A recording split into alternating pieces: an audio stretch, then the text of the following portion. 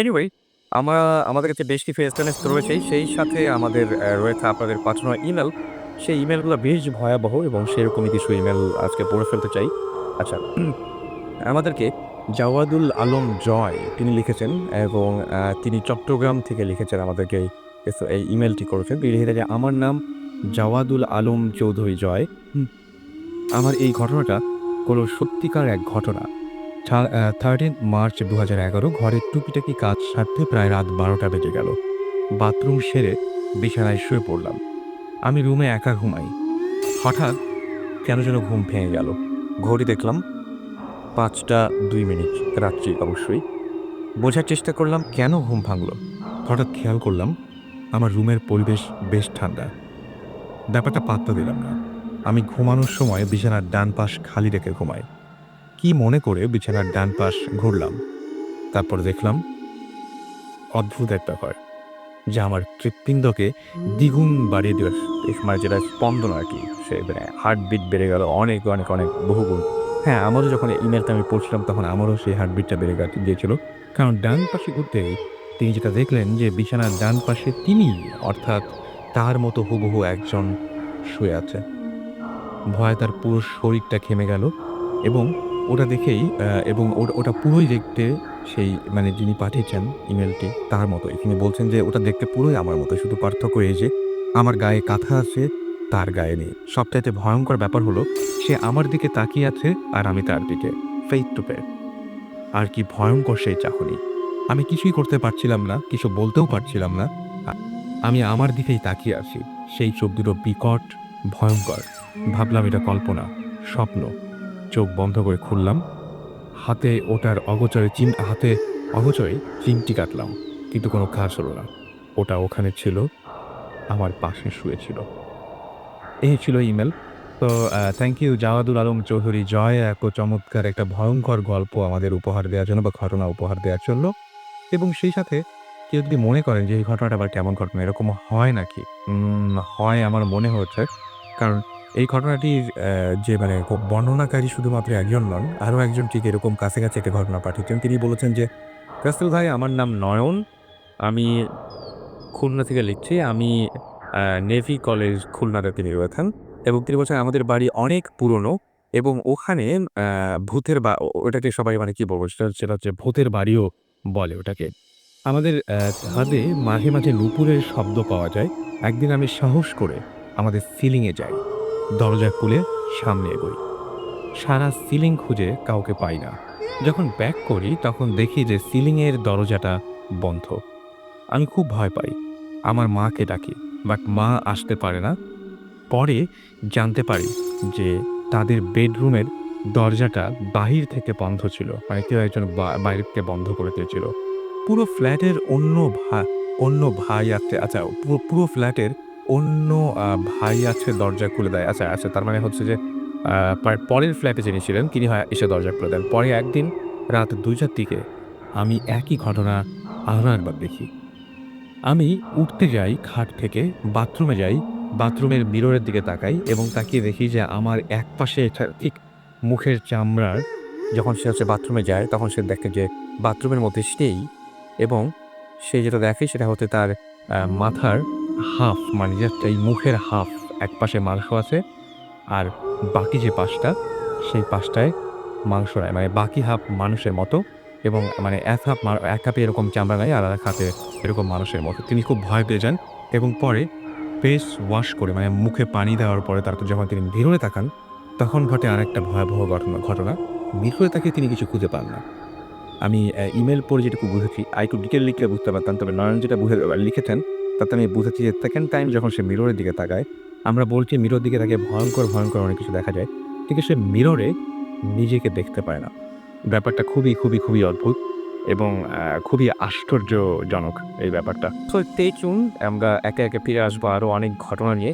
আমাদের সঙ্গে যে গেস্ট রয়েছে তাদের সাথে একটু পরিচিত হয়ে যাই। আমি শুরুতেই আপনাদের সাথে পরিচয় করে দিচ্ছি। আমাদের ১ম যিনি গেস্ট রয়েছেন, আপনার নামটা একটু বলবেন? আমি মজুমদার মাহবুব। আমি একটা প্রাইভেট ফার্মের মালিক। ওকে। আপনি তার মানে অ্যাডভাইজিং এর সাথে আছেন, রাইট? সো আ আপনার কাছে আমার ১ম যে প্রশ্ন সেটা হচ্ছে যে আপনার জীবনে বেশ উদ্ভট টাইপের অনেক ঘটনা ঘটেছে এবং আপনি জীবনে বিভিন্ন সময়ে বিভিন্ন জায়গায় কর্মরত থেকেছেন, বিভিন্ন জায়গায় চাকরি করেছেন এবং জব করতে গিয়ে আপনার বিভিন্ন ধরনের অভিজ্ঞতা হয়েছে। তো কোনটা দিয়ে শুরু করবেন? আমি যেটা দিয়ে শুরু করবো সেটা হচ্ছে যে আমার দাদু, যিনি আজকে থেকে প্রায় 15 বছর আগে আমাদের ছেড়ে চলে যান। রাইট? আ উনি যখন মারা যান, উনার পাশে আমি সারারাত বসেছিলাম লাশের পাশে। যখন উনাকে কবরে নেওয়া হয়, আমার কাছে যখন কাঁধে যখন লাশটা ছিল তখন আমার কাছে মনে হচ্ছিল যে আমার দাদু আমার পাশে হাঁটছে। লাশটা আমার কাঁধে বাট আমার মনে হচ্ছে পাশে উনি হেঁটে যাচ্ছেন। এবং যখন কবর থেকে নামানোর পরে আমি যখন উঠলাম উপরে, তখন আমার কাছে মনে হলো যে উনি আমার পাশে দাঁড়িয়ে। আমি তাকালাম, দেখলাম উনি আমার পাশে দাঁড়ানো। এরপর থেকে আমি ফিল করি উনি সবসময়ই আমার পাশে থাকেন এবং আমি ১ম যে ঘটনাটা ঘটে, আমি প্রচণ্ড বিপদে পড়লাম একদিন। তখন আমি মনে, মনে কেন জানি আমি চিন্তা করলাম আমি দাদুকে স্মরণ করি। যে দাদুকে স্মরণ করলাম দেখলাম ওই বিপদটা কেটে গেল। আচ্ছা। তারপরে রিসেন্টলি একটা ঘটনা সেটা হচ্ছে আমি একটা বিমানের একটা ইয়েতে চাকরি করতাম। বেশ কিছুদিন চাকরি করার পরে হুম। আমি ওই জায়গায় একদিন রাত্রে ডিউটি শেষ করে আমি চুপচাপ শুয়ে আছি। হঠাৎ করেই এক মুহূর্তে আমি দেখলাম যে দূরে একটা চেয়ারে এক ভদ্রলোক বসা। তো আমি চিন্তা করলাম যে এখানে তো কেউ বসার কথা না। কি মুহূর্তে বসে থাকেন মানে এটা কি আপনার রুমের মধ্যেই হয়ে থাকে? আমার রুমের মধ্যেই বাসা। তো আমি কি করে বসে থাকে? তো আমি চিন্তা করলাম যে দেখলাম যে উনি আমার দিকে আসতেছে। তখন আমি একটু ভয় পাইলাম। হুম। ভয় পাওয়ার পরে আমি চাদর দিয়ে মুখটা ঢাকলাম। হুম। এবার একটা আওয়াজ শুনলাম। আওয়াজটা উনি যে হেঁটে আসতেন ওই আওয়াজটাই পাচ্ছি। আমার কাছে মনে হচ্ছিল যে দৌড়ে কেউ আমার কাছে আসতেছে। তারপর আসার পরে আমি বললাম যে, "আমি কি আপনার কোনো ক্ষতি করছি?" কেন জানি আমি কথাটা বললাম। হুম। আচ্ছা। "আমি কি আপনার কোনো ক্ষতি করছি?" উনি বলল, "না, তুই সবসময় ভালো থাকিস।" ওইটা শোনার পরে আমি আর কিছু বলতে পারি না। প্রায় ১০-১৫ মিনিট পরে আমি তাকায় দেখলাম যে আমার সামনে একটা সূরা ইয়াসিনের বই এবং ওই বইটা ওইখানে রাখার কোনো প্রশ্নই ওঠে না। কেউ কোনোদিন রাখতেও পারবে না। কারণ ওই মুহূর্তে হোটেলের সবাই ছিল ঘুমে। হুম। তো যখন দেখো ঘেমে আপনার পুরো মনে আছে যে আগে এরকম ধরনের কোনো বই বা আমি পরিষ্কার করেছিলাম। তারপরে ওই বইটা এখনো আমার কাছে থাকে, সবসময়ই থাকে এবং আমি যখন বিপদে পড়ি আমার কাছে মনে হয় যে ওই বইটাতে হাত দিলে বিপদটা কেটে যায়। আচ্ছা।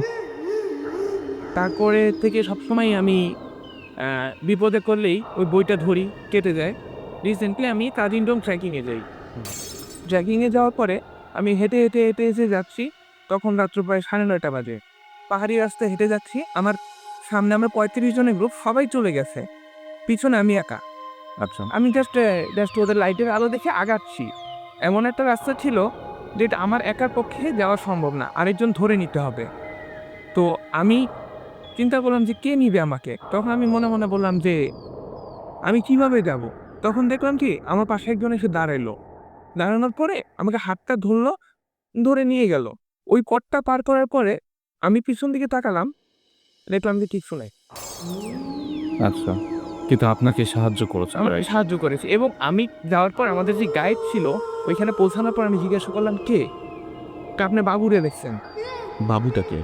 আমি ওকে জিজ্ঞেস করলাম, "এই লোক কে?" আমি সাথে, সাথে জিজ্ঞেস করি, "এই লোক কে?" উনি অ্যান্সারটা দিল যে, "এখানে একজন মানি আসে যারা ট্রেকার তাদেরকে সাহায্য করার জন্য। ওরা নিজেও জানে না। ওরাও যখন ফার্স্ট ট্রেকিং এ যায়, পাহাড়ে করে নাকি এরকম একজন এসে দাঁড়ায়।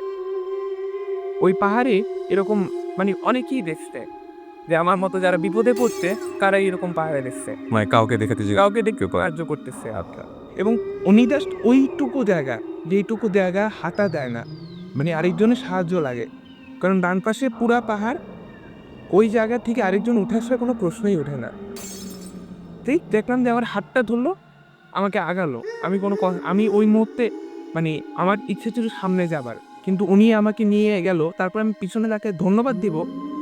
ধন্যবাদ দেওয়ার জন্য পিছনে তাকালাম, দেখলাম যে কিচ্ছু নেই। ফাঁকা। এরকম একটা অবস্থা। তো আপনার জীবনে এরকম মানে বিভিন্ন বিপদ থেকে আপনি উদ্ধার পেয়েছেন। এবং আপনার আপনার কি মনে হয় আসলে আ এই যে উদ্ধার পাচ্ছেন এবং এই যে সূরা ইয়াতিন সেই বইটা মানে সেই সূরাটা আপনি আপনি মানে এই যে আকস্মিকভাবে পেয়ে গেলেন। জীবনে আপনি ইমেইলের মধ্যে লিখেছেন যে আপনার জীবনে বিপদ খুব কম আসে। কেমন করে উতরে যান। তো এরকম ভয়াবহ কোনো বিপদ থেকে আরো মনে পড়ছে যে আপনি উতরে গেছেন। হতেই পারত অনেক বড় বিপদ। বাট হলো না। এরকম? এরকম একটা ঘটনা হচ্ছে যে ঠিক ১ বছর আগে আমি কক্সবাজার যাচ্ছি। হুম। কক্সবাজার যাওয়ার পথে রাত্র 2টা বাজে। বাসে শুধু যাত্রী, আমি আর পিছনে একজন। পুরা বাসটা ফাঁকা, হানিফের বাসটা পুরা ফাঁকা, 2 জন। ইভেন গাইডও ঘুমাচ্ছে। ড্রাইভার দেখলাম যে ড্রাইভারের চোখ বন্ধ, ড্রাইভারও প্রায় ঘুমিয়ে গেছে। আমি পিছনের সিট থেকে বসে আমি দেখতেছি ড্রাইভার কেন জানি ঘুমাচ্ছে। ড্রাইভারের হাতটাও স্টিয়ারিংয়ে নাই।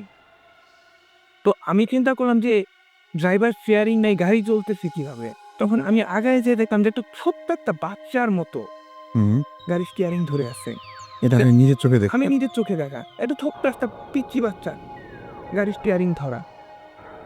আমি জাস্ট ওই মুহূর্তে চোখ বন্ধ করে দোয়া পড়া শুরু করলাম। তখন একটা ব্রেকের আওয়াজ পেলাম, গাড়িটা থেমে গেল। আচ্ছা, আমি আগায় দেখলাম যে ড্রাইভার চোখ মুখে পানি দিচ্ছে। ওকে। তো আপনি এর আগে বিভিন্ন মানে আপনার কাজের কারণেই জবের কারণে আপনি সিলেট আসছিলেন জি। এবং সিলেটেও আপনার কিছু ঘটনা আছে। সেরকম কিছু ঘটনা আমাদের আজকে একটু শোনাতে হবে। সিলেটের ঘটনা হচ্ছে, সিলেটে যখন আমি বেশ কিছুদিন আমার চাকরি করার সৌভাগ্য হয় টি গার্ডেনে। সিলেটের ঘটনাটা হচ্ছে শুরুটা এইভাবে যে আমি আসলে সিলেটে চাকরি করতে যেতে চাইনি। জোর করেই এক কথায় যেতে হয় বাবা মার কারণেই। তো যখন গেলাম তখন মনের ভিতরে একটা খুঁতখুঁত কাজ করছিল, কেন যাচ্ছি কেন যাচ্ছি? যাওয়ার পর থেকে আমি কেন জানি আমার ভিতরে একটা অন্যরকম কাজ করতো। যে একদিন রাত্রেবেলা আমি যে বিছানায় শুই আমার খালার বাসায়, তো বিছানার পাশে দিয়ে একটা গাছ আছে, ও গাছটা নড়তে দেখলাম। নড়ার পরে আমি একটু ভয় পেলাম যে গাছটা নড়ে কেন? তো আমি জানলাটা দিয়ে আমি উপরের দিকে তাকালাম, দেখলাম যে কোনো একটা আলো পড়তেছে ওইখানে। তো আমি উপরের দিকে তাকালাম যে এখানে আলো তো আসার কথা না, কারণ আমি সারাদিন ওইদিকে থাকি, আলো আসবে কোত্থেকে? দেখলাম যে একটা আলো এসে ঠিক ওই জায়গাটায় পড়লো এবং একটা কাগজ পড়লো। আচ্ছা, ওই কাগজটাতে কিছু লেখা নেই, সাদা একটা কাগজ। বাট ওই জায়গাটা যেই জায়গাটায় পড়লো ওই জায়গায় একটা লেখা হলো। আচ্ছা, লেখাটা কি আমি বলবো না, যে জাস্ট লেখাটা এরকমই ছিল যে এখানে থাকা ঠিক না কারো, আচ্ছা। এখানে কেউ একজন মারা যাবে, এই এলাকাটা ছাড়ো। হুম, তো আমি ঠিক ওই মুহূর্তে আমি কিছু বললাম না, আমি চুপচাপ কয়েকদিন পরেই ওই বাসায় এক সিনিয়র মুরব্বী ছিলেন, 3-4 দিন পরেই ওই সিনিয়র মুরব্বী মারা গেলেন। আচ্ছা। এটা তার মানে আপনি বলছেন যে আপনি আগে থেকে ইনফর্ম হয়েছিলেন সামহাউ যে এরকম। পরিবারটা মারা যাবে। আচ্ছা। তো হ্যাঁ, তারপরে শেষ করুন। তারপরে আমি যখন খালার কাছে বললাম যে এটা আমি দেখছি, খালা বলল তুমি ওই রুমে থাকবা না, হুম, তুমি ওই রুমটা চেঞ্জ করো। আচ্ছা, তারপর আমি ওই রুমটা চেঞ্জ করে আরেক রুমে আসলাম। হুম, তবুও জানি রাত্রেবেলা আমি জানলা দিয়ে তাকালে একটা আলো দেখি। আমি চিন্তা করি যে কিসের আলো? আমি খালাকে বললাম যে, "খালা আমি এরকম আলো দেখি।" বলছে, "তুমি জানলা লাগায় ঘুমাবা।" আচ্ছা, তা আমার মধ্যে কাজ করতেছিল যে আমি জানলার ফুটা দিয়ে আমি তাকাইলাম যদি এই আলোটা পড়ে নাকি। তারপরে আমি একদিন টি গার্ডেনে জবের জন্য গেলাম। যাওয়ার পরে টি গার্ডেনে অ্যাসিস্ট্যান্ট ম্যানেজার হিসেবে কিছুদিন ছিলাম। থাকার পরে আমি রাত্রেবেলা অনেক দূর থেকে একটা আওয়াজ পেতাম, হুম, "সাবধান!" আমি চৌকিদারকে জিজ্ঞাসা করতাম, "চৌকিদার এটা কি?" কয়, "বাবু এটা কোনো কিছু না, আপনি শুইনেন না।" "আমি শুনবো না কেন? তুমি বলো কি হইছে?" কয়, "বাবু শোনার দরকার নাই।" তার মানে কি ওরাও শুনেছে? ওরও "বাবু শোনার দরকার নেই।" আচ্ছা, তারপরে একদিন হঠাৎ করেই আমি শুনলাম যে আমার রুমের পাশে দিকে ধপ ধপ করে দৌড়ায় যাচ্ছে। হুম, তা আমি উঠে বসে গেলাম। আমি শোয়ার থেকে উঠে বসে আমি করতে লাগলাম। আমি আওয়াজটা শুনতে আমার ঠিক জানলাটার কাছে এসে আওয়াজটা থামলো। আমি বললাম, "এই জানলার কাছে কে?" কেউ একজন দাঁড়ায় আছে, আমি বুঝতেছি কোনো শব্দ নাই। আমি বললাম, "এই কে জানলার কাছে?" পরে দেখলাম যে আওয়াজটা আস্তে মিলাই গেল। তখন আমি চৌকিদারকে বাইরে এক চৌকিদারে ডাকলাম, "চৌকিদার?" চৌকিদার বলল যে, "কি বাবু?" আমি জিজ্ঞেস করলাম, "কে আসছিল?" কয়, "বাবু তো আমি এখানেই ছিলাম, কেউ তো আসে নাই।" হুম, তারপরে আমি প্রায়ই এরকম আওয়াজ পাইতাম। আমি সিলেটে থাকা অবস্থায় প্রায়ই আওয়াজ পাইতাম। আমি দূরে একটা আলো আমার কাছে আসতেছে আমি দেখতাম। কিন্তু ওই আলোটার উৎস কি? কারণ আমরা অ্যাসিস্ট্যান্ট ম্যানেজাররা কখনোই আমরা রাত্রে বের হতাম না। কারণ আমাদের ম্যানেজারের বাংলোটা ছিল অনেক দূরে। ওইখান থেকে কোনো মেসেজ আসার সম্ভাবনা নেই। আর আমাদের মেইনলি মেসেজ আসতো ওয়্যারলেসেতে। তো আমরা কোনো মেসেজও, আমি মাঝে সাথে মনে করতাম যে জরুরি কোনো মেসেজ আছে, আমাকে ফ্যাক্টরিতে যেতে হবে, কল করবেই। আমি প্রায়ই মনে করতাম। কিন্তু দেখতাম যে আলোটা অর্ধেক জায়গায় এসে থেমে যায়। আমি একদিন সকালবেলা ওই জায়গাটা আইডেন্টিফাই করলাম যে যাবো আমি। আচ্ছা, যাবার পরে ওই জায়গাটায় দেখলাম যে যে গাছগুলি আছে সব গাছগুলি মরা, যেখানে আপনি আলোটা দেখেন। যেখানে আলোটা এসে থেমে যায় ওই গাছ, ওই জায়গায় গাছ মরা। তো আমি ওইখানে যে ছিল, দায়িত্বে যে ছিল, আমি জিজ্ঞাসা করলাম যে এখানে কি? কবে এই জায়গায় গাছ হয় না কোনো? আমি তো তাহলে এই জায়গায় রও না কেন তোমরা? কবে এই জায়গায় রুইলে তো হবে না। তেলটে বসে বলে এই জায়গায় রুইলে তো হবে না কেন? তেনারা খুশি হন না, তেনারা রাগ করুন। তখন আমি বললাম যে কে তেনারা? কে বাবু আমাকে ক্ষমা করুন, আমি বলতে পারবো না। আচ্ছা, এভাবে এরকম প্রায়ই। আমি কিছুদিন আগে একটা করে শুনেছিলাম যে কেউ একজন বলছিল যে টি গার্ডেনের ছড়ার ভিতর দিয়ে কেউ হেঁটে যায়। এটা আমি নিজ চোখে দেখেছি, কেউ একজন হেঁটে যাচ্ছে। আপনি নিজেও আমি নিজের চোখে দেখেছি যে আমরা রাত্র 12টা-1টা ফ্যাক্টরি থেকে যাচ্ছি, দেখলাম যে কেউ একজন হেঁটে যাচ্ছে, রাস্তা পার হচ্ছে। হুম। আমরা কিন্তু জানি যে এই মুহূর্তে ওই জায়গায় কেউ যাওয়া সম্ভব না। জাস্ট আমরা দেখলাম যে আমরা রাস্তা পার হচ্ছি, আমাদের বাইক যাচ্ছে, তাতে একজন যাচ্ছে সালাম দিল, আমাদের দেখি সালামও দিল। আচ্ছা। আমরা কিছুটা আগায় যাওয়ার পরে তাকালাম, কিছু নেই, ব্ল্যাঙ্ক। কিন্তু একদমই। একদম আমাদের আলান দিয়েছে। আচ্ছা, অনেকে হয়তো জানতে চাইবেন এই যে আপনারা যারা দেখেন এই যে সমস্ত অলৌকিক কিছু যারা দেখেন, আসলে তাদেরকে কেমনভাবে আসে তারা? তারা কি আ আপনি যেরকম দেখেছেন টি গার্ডেনে তো কেমনভাবে দেখেছেন যে সাধারণ আপনার আমার মতো মানুষ এইভাবেই? আমার আপনার মতো মানুষের মতোই। বাট আমি জানি না যে এরা কিভাবে আসে। বাট আমার কাছে মনে হয় যে আমরা যারা বিশ্বাস করি না, না, বিশ্বাস অবিশ্বাসের প্রশ্ন না। মানে আপনি যেটা একদম চোখের সামনে দেখছেন। একদম আমার আপনার মতো একদম মানুষ যে সালামটা দিয়ে দিচ্ছে, ওই যে আমি যে মহিলার কথা বললাম যে সালাম দিচ্ছে, যে সিলেটির ভাষায় জানি বাগানের মালিরা যেরকম বলে সালাম বাবু, ঠিক এভাবেই সালামটা এরকম সাধারণ মানুষের ভয়। তা এরকম হয়েছে কখনো যে সিলেটে আপনি যেখানে ছিলেন যে টি এস্টেটে, সেখানে আপনি রাতের বেলায় দুঃস্বপ্ন দেখতেন বা এরকম কোনো কিছু? আমি কখনোই দুঃস্বপ্ন দেখি না। যে আমার কাছে রাত্রিবেলা মাঝে সাঝে আমার হঠাৎ করে ঘুম ভেঙে যেত। আমি প্রচণ্ড ঘেমে যেতাম।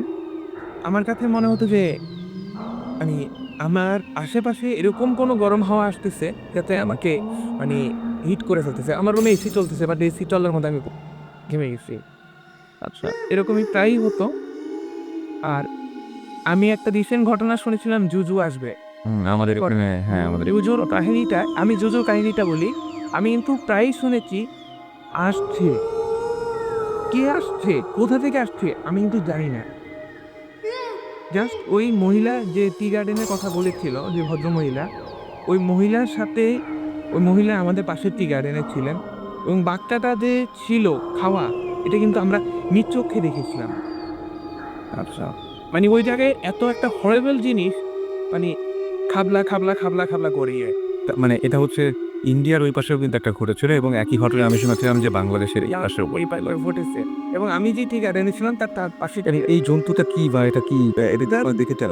আমরা যতটুকু ধারণা করেছি, এটা একটা বর্ডার থেকে এটা কিছু একটা ছুটে আসে। হুম। ঠিক আছে? কোনো একটা জন্তু।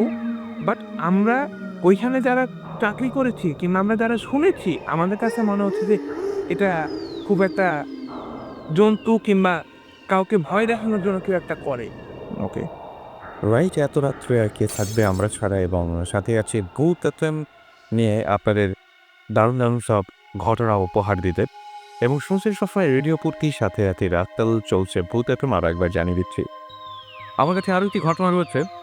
69 এর ঘটনার মতো আমার মায়ের সাথে একই ঘটনা ঘটেছিল। It was about আচ্ছা 1993 after 2 month from my আচ্ছা তিনি তার জন্মানোর ঠিক উনি বোঝাতে চেয়েছেন আসলে তার ১৯৯৩ সালের এই ঘটনাটা, এবং তিনি বলছেন যে আমরা তখন যশোরের জেল কোয়ার্টারে থাকতাম। একদিন এক ফকির আসে আমার মায়ের কাছে ১ গ্লাস পানি চাইল। তো আমার মা আমার বাবাকে বলল যে আ তাকে চালও দিতে। তো মা ১ গ্লাস পানি এবং চাল ওই ফকিরকে দিল। বাট ফকিরটা পানি খেলো অ্যান্ড সে চালটা হাতে নিয়ে ফু দিল এবং বলল যে, "এই চালটা তুই একা খাবি অ্যান্ড কাউকে দিবি না। অ্যান্ড এর স্বাদ সম্পর্কে কেউ কাউকে কোনোদিন কখনো কিছু বলবি না।" এবং আমরা আমরা আচ্ছা আমার আম্মাকে আচ্ছা কি আমি ঠিক বুঝতে পারছি না লেখাটা। আমাকে তুই যশোরের এক মাজারে এবং সেই মাজারের নামটা তিনি ভুলে গেছেন। তিনি বলছেন আচ্ছা সেই মাজারে তিনি থাকেন আরকি এরকম একটা পরিচয় দিয়েছিলেন। তো তার মা যেটা করলেন যে হাতে চাল নিয়ে চিন্তা করতে থাকলেন যে অ্যা আচ্ছা আর কি টেস্ট এর আবার কি টেস্ট হতে পারে? But at the same time পাশের বাসার আন্টিরা এই কথা শুনল অ্যান্ড এটা তারা সেই চালটা মায়ের হাত থেকে নিল অ্যান্ড খেলো। এবং যখন খেলো তখন তার মা নোটিস করলেন যে তখন মায়ের হাতে মাত্র ১ টুকরো চাল পড়া আছে। মা সেই চাল পড়াটা খেলো অ্যান্ড শি ফিলস তিনি যেটা করলেন সেটা হচ্ছে একটা গ্রেট একটা টেস্ট হলো যা সে আগে কখনো পায়নি এবং চালের এরকম স্বাদ থাকতে পারে এটা সে বোঝেওনি কখনো। But uh she was late এবং আফটার দ্যাট ডে তার মা এখনো পর্যন্ত একটা মানে একটা রোগা একজন মানুষ এবং অসুস্থ হতে শুরু করেছেন এবং সেই বাবাকেও পরে খুঁজে পাওয়া যায়নি এবং তিনি সেই বাবার কথা অমান্য করেছিলেন এবং চালটা একা খাননি, যার জন্য তার এই দুর্দশা বলে মনে করছেন। এরকম অনেক অদ্ভুত ধরনের ঘটনাও থাকে। তো এরকম টাইপের যেকোনো ঘটনা আপনারা ইচ্ছা করলে আমাদের কাছে এসএমএস করে পাঠাতে পারেন। আর এসএমএস করার নিয়মটি হচ্ছে শাউট লিখবেন SHOUT শাউট, স্পেস দিয়ে আপনার নাম, স্পেস দিয়ে আপনার মেসেজ আর পাঠিয়ে দেবেন 9840 নাম্বারে। আমরা অনেকেই আমাদেরকে অনেক দূর থেকে দেশে এবং দেশের বাইরে থেকে আমাকে কষ্ট করে ভয়েস মানে রেকর্ড করে পাঠান এবং সেই রেকর্ডেড ভয়েসগুলো আমরা আপনাদের জন্য প্লে করি। যারা এখানে স্টুডিওতে একেবারেই আসা সম্ভব হয় না। বিশেষ করে যারা দেশের বাইরে রয়েছেন এবং যারা নিজের কণ্ঠস্বর শুনতে চান, তারাই আমাদেরকে বেসিক্যালি পাঠান এবং আমরা খুবই অ্যাপ্রিশিয়েট করি যে এত কষ্ট করে আমাদের জন্য পাঠিয়েছেন। কারণ অনেক সময় অনেক বড় ইমেল পড়া হয় না বা আমরা পড়লে হয়তো পুরোপুরি বোঝাও যায় না। বাট যার ঘটনা তিনি যখন বলেন তার চাইতে ভালো কিছু হতেই পারে না। তো আমি বলব যে অবশ্যই আপনার ইচ্ছা করলে আপনাদের যে ঘটনাগুলো সে ঘটনাগুলো এরকম রেকর্ডের অবস্থায় পাঠাতে পারেন। কোয়ালিটি যত ভালো হবে তত বেশি আমাদের জন্য মঙ্গল, আপনাদের জন্য মঙ্গল। আমাদের বাজাতে এবং আপনাদের শুনতে অনেক সুবিধা হবে। যাই হোক, আমরা একটা ঘটনা শুনে আসি, এরকমই একটা ঘটনা শুনবো আমরা এবং ঘটনার নাম, পরিচয়, ঠিকানা সবকিছু তার কাছ থেকে জানতে পারবেন। হাই, আমি মাহবুব। নিজে কম্পোজিশন করি, চিটাগংয়ে থাকি। আমার লাইফে বেশ কিছু অদ্ভুত ঘটনা ঘটেছে। তার থেকে একটা ঘটনা আমি আপনাদের সাথে শেয়ার করতে চাচ্ছি। ভূত-প্রেত বা আত্মা এগুলো কখনোই আমি বিশ্বাস করতাম না।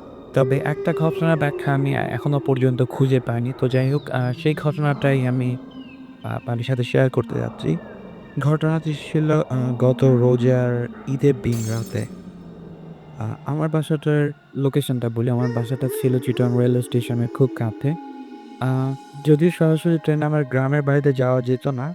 ১ম এ ট্রেনে তারপর বাসে যেতে হতো। তো আড্ডা দিতে হঠাৎ করে ফ্রেন্ডদের সাথে খুব গ্রামে যেতে ইচ্ছা করছিল। তো ফ্রেন্ডদের থেকে বিদায় নিয়ে আমি বাসায় না জানিয়ে ট্রেনে উঠে পড়ি। তো ট্রেন ছাড়লো রাত ৮ টায়। কিন্তু মানে ফেনী স্টেশনে পৌঁছতে তখন রাত ১১টা বেজে গেল। কিন্তু সেই সময় কোনো বাস পেলাম না এবং অনেকক্ষণ অপেক্ষার পর একটা বাস পেলাম এবং গ্রামে পৌঁছতে তখন একটু রাত্রে ১:৩০ বাজে। বাজারটা অনেকটা ফাঁকা ছিল। আর যাওয়ার সময় কোনো রিক্সা পেলাম না। গ্রামে খুব একটা না এলেও মোটামুটি পথটা চেনা ছিল। তো আমি হাঁটা শুরু করলাম এবং বাদে ২-১ জন লোক ছাড়া আর খুব একটা লোক চোখে পড়ল না। তো তাদের একজন আমাকে আ ডেকে বলল যে, "গ্রামে এত রাতে কোথায় যাচ্ছি?" এসব জিজ্ঞেস করল। তো আমি বললাম, "আমি আমার এক ফ্যামিলি মেম্বারসদের কাজিনের বাড়িতে যাচ্ছি।" তো তারা আমাকে রাতে যেতে নিষেধ করলেন। বললেন যে, "রাতে যাওয়াটা ঠিক হবে না।" তো তারা আমাকে কোনো ব্যাপারটা খুলে বলল না। তো আমি হাঁটতে শুরু করি। এমনিতে মোটামুটি সাহসী হলেও নির্জন রাস্তায় নিজেকে অনেকটা অপায় মনে হচ্ছিল। আ তো বাড়িতে যে ফোন করব তারও কোনো উপায় ছিল না। কারণ মোবাইলে চার্জ ছিল না। তো হঠাৎ করে একটা পুলিশের গাড়ি আসতে দেখে কেমন যেন ভয় লাগলো। তো আমি মসজিদের দেওয়ালে লুকিয়ে পড়লাম এবং ভিতরে বারান্দায় গিয়ে বসলাম। তো হঠাৎ করে পাশে চোখে পড়লো আমার, দেখলাম যে একটা লোক সেখানে বসে আছে। তো তাকে দেখে আমি অনেকটা হতচকিয়ে উঠলাম। কারণ এত রাতে আমি নিজেই এমনিতে আসলাম, কিন্তু এবং আরেকটা মানুষ সেখানে বসে আছে। তো ব্যাপারটা আমার কাছে কিছুটা অড লেগেছিল। তারপরও তার সাথে পরিচিত হওয়ার পর ব্যাপারটা ভয়টা তখন সেই মুহূর্তের জন্য কেটে গিয়েছিল। তো লোকটার সাথে আমার কথা শুরু হলো। তিনি জানালেন তার নাম লোকমান এবং তিনি এই গ্রামেই থাকেন। তবে গ্রামের লোকদের সাথে তার বিভিন্ন শত্রুতা এবং বিভিন্ন সমস্যার কথা তিনি আমাকে বলতে লাগলেন এবং বিভিন্ন ধরনের উপদেশ তিনি আমাকে দিচ্ছিলেন এবং তার আগে তার বর্ণনাটা দেই। তিনি মোটামুটি মাঝ বয়সী লোক ছিলেন এবং তার পরনে ছিল সাদা পাঞ্জাবি এবং সাদা পায়জামা এবং টুপি ছিল। তো যাই হোক তিনি আমাকে বিভিন্ন ধরনের কথা বলছিলেন। তো এইভাবে প্রায় কথা বলতে, বলতে ফজর আজানের সময় হয়ে গেল এবং হঠাৎ করেই আমি আমার পাশে ফিরে দেখি কথা বন্ধ হয়ে গেল এবং পাশে ফিরে দেখি যে লোকটি যেখানে ছিল তিনি সেখানে নেই এবং তিনি যদি আমার সামনে থেকে বাইরে বেরিয়ে যেতে চান তবে অবশ্যই আমার সামনের দরজা দিয়ে তাকে যেতে হবে এবং সেখানে অন্য কোনো দরজা ছিল না এবং দৃশ্যটা দেখার পর আমি অজ্ঞান হয়ে গিয়েছিলাম এবং জেগে ওঠার পর আহ, আমি ফজর নামাজ পড়ে বাইরে বেরোই এবং আমার ফ্যামিলি মেম্বার্স একজনের সাথে পথে দেখা হলো এবং তার কাছে ব্যাপারটা আমি বলি এবং বলার পরে যখন আমি লোকটার বর্ণনা দিলাম তিনি বললেন যে লোকটার নাম লোকমান, তিনি আত্মহত্যা করেছেন। তখন কি বলবো, আমার জানে পানি নেই এমন একটা অবস্থা। মানে যে লোকটা ২ দিন আগে মারা গিয়েছিল এবং ইনফ্যাক্ট আমি তার সাথে রাতে কথা বলেছিলাম এবং এই ঘটনাটার কোনো ব্যাখ্যা আমি এখনো পর্যন্ত খুঁজে পাইনি। রাইট, শুনছিলাম এতক্ষণ একটা চমৎকার ঘটনা এবং তিনি নিজেই আসলে সাউন্ড ফাইলটা ক্রিয়েট করেছেন এবং সাউন্ড ফাইলটাতে মিউজিকগুলোও তার ছিল। সো বুঝতেই পারছেন যে অনেক ভার দিয়েছেন তিনি এবং অনেক ভয়ঙ্কর একটা ঘটনা আমাদের সাথে শেয়ার করুন। শুনি আপনার ঘটনা। একদম ছোটবেলা থেকেই আমার ভূত, প্রেত এই বিষয়গুলোর প্রতি একটা আগ্রহ ছিল। তো মাঝখানে গত রমজানের কিছুদিন আগে থেকে এই ভূতের প্রোগ্রামটা শুরু হয়। তো তখন এই প্রোগ্রামটা শুনে আরও পেয়ে গেলাম একটা জিনিস যে আমি এটার মাধ্যমে আরও সন্তুষ্টতা করবো এটার সাথে। তো দেন তখন নেট তো হতে জানতাম মানে আপনি এগুলোর সাথে। হ্যাঁ, আচ্ছা। দেন নেট টেট ঘেঁটে বিভিন্ন বই জার্নাল ঘেঁটে ঘেঁটে এই ভূত প্রেত সম্পর্কে তথ্য সংগ্রহ করা শুরু করলাম। তো দেন আমি সিদ্ধান্ত নিলাম যে নেটে একটা বই খুঁজে পেলাম ব্ল্যাক ম্যাজিকের উপরে, যে বইটা কিনবো আমি। তো আমি তখন ইমেলে বইটার জন্য অর্ডার করলাম। সবচেয়ে ব্ল্যাক ম্যাজিক কেন বলেন তো? কি চেয়েছিলেন আসলে ব্ল্যাক ম্যাজিকের বইটা দিয়ে কিছু করতে চেয়েছিলেন? না আসলে কিছু করতে চাইনি, বাট আসলে ব্যাপারটা কি কিভাবে হয় এগুলো জাস্ট জানার জন্য কিউরিওসিটি। তো ইমেলে অর্ডারটা দিলাম, তারা আমাকে বাসায় মজার জিনিস দেখেন, আপনি পরে এসেছেন আজকে ব্ল্যাক শার্ট, আপনার ঘড়ির যে বেল সেটা ব্ল্যাক, আপনার হাতে যে মাইক্রোফোন সেই মাইক্রোফোনের যে জ্যাকেটটা পরানো আছে সেটা হচ্ছে ব্ল্যাক, আপনার মাইক্রোফোনের তার ব্ল্যাক, আপনার মাইক্রোফোনটাও ব্ল্যাক, আপনার মাথার চুলও ব্ল্যাক। সেটাই। আর আপনি নিজে এটা ম্যাজিক। তো আচ্ছা, শুনি আমরা ঘটনা শুনি। আচ্ছা, তো তখন আমি ইমেলে অর্ডার করলাম, আমার বাসায় সেটা পোস্ট করার কথা বইটা। তো তারা পোস্ট করেনি, তারা আমাকে কল করছে যে আপনি বইটা কিনতে চান, তো আপনার বাসা তো এখানেই, বইটা বাসার কাছে এক জায়গায় পাওয়া যাবে, তো আপনি ওখানে আসেন বইটা নিয়ে যান। তো বললাম ঠিক আছে, আপনি ঠিকানা দেন, আর আপনি কে বলছেন, আপনি কি লেখক কিনা। আমি জিজ্ঞেস করলাম ওনার উনি কে আসো, তখন বললেন না লেখক তো এখানে নেই, উনি এখন কানাডা। আচ্ছা, তো আমি বললাম ঠিক আছে, আমি যত তাড়াতাড়ি পারি এসে বইটা কালেক্ট করবো। ওকে। তো সেটা ছিল রমজান মাস। তো এক শুক্রবারে আমি সিদ্ধান্ত নিলাম কি যে আজকে বিকালে কোনো কাজ নেই, আমি নামাজটা পড়ে এসে খেয়ে তারপর বইটা কিনতে বের হবো। তো আমি এই ডিসিশন নিয়ে মসজিদে রুমার নামাজ পড়ার জন্য যাচ্ছি, বের হবো। তো অজু করে বের হচ্ছে, আমি আমার পাঞ্জাবির হাতাটা গুটাচ্ছি, মানে গোটানো ছিল, আমি সেটা ঠিক করছি। তো আমার বাসা হচ্ছে রামপুরা ডিএটি রোডের মেইনই। তো ডিএটি রোড দিয়ে টিবি রোডে মসজিদে যেতে হয়। তো ডিএটি রোড খুব বিজি একটা রোড, সে রোডটা জেনারেলি বিজি থাকে, বাট আমি ওদিন নোটিস করলাম যে রোডটা একটু ফাঁকা ফাঁকা লাগতেছে এবং শুক্রবার যেহেতু সবগুলো দোকান বন্ধ। তো আমার মাথায় তখন চিন্তা যে আমি ওই ব্ল্যাক ম্যাজিকের উপরে বইটা কিনবো। তো এই চিন্তা করে আমি হাঁটতেছি, তো হঠাৎ করে দেখলাম অপোজিট সাইড থেকে গেরুয়া রঙের কাপড় পরা, তো জটাধারী চুল, দাড়ি, গলায় অনেক মালা টালা তাবিজ, একটা ঝোলা কাঁধে নিয়ে সে আমার দিকে আসতেছে। তো আমি তাকে ক্রস করে চলে যাচ্ছিলাম, সে হঠাৎ করে আমাকে দেখে দাঁড়িয়ে গেল এবং আমার বাম হাতের কোনোই সে চেপে ধরলো। ওকে। তো আমি অবাক হয়ে গেলাম যে তার তো এখানে আমার কোনো একটা ঘরের কথা না, এই ধরলো কেন। আমি হাতটা ঝাড়া দিয়ে ছাড়ানোর চেষ্টা করলাম, বাট সে হাতটা ছাড়লো না, আমার চোখে চোখে তাকিয়ে রইলো। আমার ভালো লেগে গেলো হঠাৎ করে যে শেষ হওয়াটা এটা কি, আবার আশেপাশে কোনো মানুষ নাই, সে এখন করবেটা কি? এরকম 30 থেকে 40 সেকেন্ড সে আমার হাতটা ধরে রেখে তারপর আবার চলে যায়। ওকে। আমি তখন অত মন দাঁড়িয়ে থাকি যে এটা কি হলো আমার সাথে। তো আমি কেমন লাগতে থাকে এই জন্য মসজিদে গিয়ে আমি প্রথমে হাতটা ধুই আমার। ধুয়ে তারপর মসজিদে জেনারেলি নামাজ পড়ি এবং শেষ রাকাতে গিয়ে আমার মনে হয় যে আমার বাম হাতটা একটু ব্যথা করতেছে, সমস্যা হচ্ছে ইত্যাদিতে। তো আমি পাকানি দিয়ে বাসায় চলে আসছি। ওকে। চলে এসে আমার আর মনে হলো মাথা ব্যথা করতেছে, ভালো লাগে না, আমি থাক বইটা আজকে কিনতে যাবো না। এটা ভেবে আমি শুয়েছি বিছানায়, শোয়ার পর হঠাৎ করে দেখি আমার বাম হাত আমি পুরোপুরি নাড়াতে পারি না, বাম হাতটা পুরোপুরি প্যারালাইজড হয়ে গেছে। তো আমার তখন খুব ভয় লেগে গেলো। আমি সাথে সাথে আব্বু আম্মুকে বললাম যে এই হয়েছিল, এখন হাত নাড়াতে পারি না। তো তার ভাবলাম ধুর, কিছু হয় নাই, ঠিক হয়ে যাবে। তোর এগুলো কি করলিস, এগুলো তো কখনো হওয়ার পসিবল না। তখন এটা আমি মনে করলাম যে হইতেই পারে, বেকায়দাভাবে হয়তো ধরছে, এই জন্য এটা হতে পারে, পাত্তা দিলাম না। বাট ইফতারের একটু আগে দেখলাম যে আমার হাতটা সিরিয়াসভাবেই আমি প্যারালাইজড হয়েছে এবং একটু জ্বর জ্বর ভাব আমার মধ্যে, মানে হাত নাড়াতে পারছি না, খারাপ লাগতেছে, মাথা ব্যথা এরকম। ওকে। তো ওই বছর আমি ডিসিশন নিয়েছিলাম যে আমি সবগুলো তারাবির নামাজ, খতমে তারাবি পড়তাম, সবগুলো জামাতের সাথে পড়বো, একটাও মিস দেবো না। তো তখন আমার মনে হলো যে আমার হাত আজকে এই অবস্থা, আমি কীভাবে আজকে নামাজটা পড়বো। তো ইফতারের পরে আমার জ্বরটা এত বাড়ে যে আম্মা পরে এসে আমার মাথা পানি ফেলে, এইরকম হয়। পরে আমি আমার নিষেধ করে যে আজকে তুই এসে নামাজ পারবি না, তো যাস না। তো আমি বললাম যে না ঠিক আছে, আমি যাবো, যেমনই হোক আমি নামাজ থেকে পড়ব। তো দেন গেলাম আব্বার সাথে। তো মসজিদে যিনি ইমাম ছিল উনি, ওনার সাথে দেখা করলাম প্রথমে গিয়ে। তো উনি বললেন বাবা কী হয়েছে, এই বলো আমাকে, আমি দেখি কী করতে পারি। তো আমি ওনাকে পুরো ঘটনা খুলে বললাম। উনি আমার মাথায় হাতটা দিয়ে তারপর আমাকে এরকম ফুটো দিয়ে বলে দিয়ে হ্যাঁ নামাজটা পড়ো। তো আমি ওই দিন কোনো মতে কষ্ট করে নামাজটা পড়লাম। তো পরে তারপর বাসায় আসছি, এসে রাত্রেও দিন খেতে খাইতে পারিনি, খারাপ লাগছে।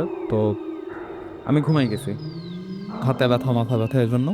তো 2টা-3টার দিকে আমার ঘুম ভেঙে গেছে, ভেঙে গিয়ে দেখি যে আমার মাথায় আবার আব্বা আম্মা পানি ঢুকতেছে, আমার জ্বর অত প্রচণ্ড বাড়ছে। তো পরের দিন সকালে হাতটা প্যারালাইজ থেকে ভালো হয়ে যায়, আমি হাতটা নাড়াতে পারি, কিন্তু তারপরেও হাতে ব্যথাটা বেশ রয়ে যায় এবং জ্বর আমার 2-3 দিন ছিল তখন। ওকে। তো আমি পরবর্তীতে ইমাম সাহেবকে জিজ্ঞেস করেছিলাম যে আমি এই যে এই লোকটার খবর পেলাম, এটা কি হুজুর, এটার কেন আমার এটা হলো? তখন উনি বললেন যে তোমার এখন তো কোনো সমস্যা নেই, থাক, এটা জানার দরকার নেই। হুজুর এই কথা বলেছেন। হুম। তারপর থেকে আপনার কোনো সমস্যা হতো? না। কিন্তু আপনার কি মনে হয়? মানে আমার যেটা মনে হয় যে আপনি যেহেতু মানে রিলিজিয়নটা খুব বিশ্বাস করেন এবং আপনি রিলিজিয়াস এবং সেইখানে আমার ১ম এ আশ্চর্য লেগেছে যে আপনার মতো একজন রিলিজিয়াস মানুষ কেন ব্লাক ম্যাজিকের প্রতি আগ্রহী হবেন এবং সেটা হয়তো কেউ চায়নি যে আপনি এরকম আগ্রহী হন বা এগুলো নিয়ে প্র্যাকটিস করেন। কারণ এইগুলো খুব যে ভালো সুফল বয়ে নিয়ে আসে এরকম আমার কাছে মনে হয় না। এবং ভবিষ্যতে কি করার ইচ্ছা আছে ব্লাক ম্যাজিকের প্র্যাকটিস বা এরকম না, আমি সন্দেহ প্র্যাকটিস করে করতে চাই না।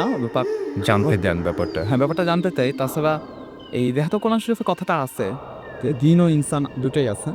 তো সেহেতু জিনের উপর বিশ্বাস করাটা কিন্তু ফরজ। তো সেটাকেই একটু বেশি বিশ্বাস করতে গিয়ে এই ঝামেলাটা বাঁধা। ঝামেলাটা যে সমস্ত জিনিসের ঝামেলা আছে সে সমস্ত জিনিসে না যাওয়া সবচাইতে বুদ্ধিমানদের কাজ। একটা কথা আছে যে, যেখানে বুদ্ধিমানরা ভয় পায় সেখানে বোকারা ঝাঁপিয়ে পড়ে। সো বোকামি করা যাবে না, তাই না? আচ্ছা, তো এর আগে কোনো ঘটনা কখনো ঘটেছিল আপনার সাথে যেটা আপনার কাছে প্যারানরমাল মনে হয়েছে যে আপনার জীবনের কোনো ঘটনা এরকম? হ্যাঁ, তখন ২০০৭ সাল। তো আমাদের বাড়িটা ছিল ৩ তলা পর্যন্ত কমপ্লিট। তো ২০০৪ সালে সেটা করা হয় এবং ২০০৭ সালে তখন আবার এটা ফুল কমপ্লিট করার ডিসিশন নেওয়া হয়। তখন ৩ তলার উপরে যে ওই ৩ তলার জন্য ট্যাঙ্কিটা ছিল, সেটা তখন ব্ল্যাংক এবং উপরে মেইন ট্যাঙ্কিটা, পানির ট্যাঙ্কিটা রয়েছে। হুম, হুম। তো সেই ট্যাঙ্কিটার উপরে একটা কাঁচের টুকরা ছিল এরকমভাবে যে কাঁচের টুকরার অর্ধেকটা ট্যাঙ্কির উপরে এবং বাকি অর্ধেকটা বাইরে বাতাসে। হুম। তো আমি একবার ওই ঘুরতে ফিরতে ট্যাঙ্কিটার উপরে উঠে, তো এমনিতে আকাশ-টাকাশ এরকম আশপাশে তাকাতে থাকি।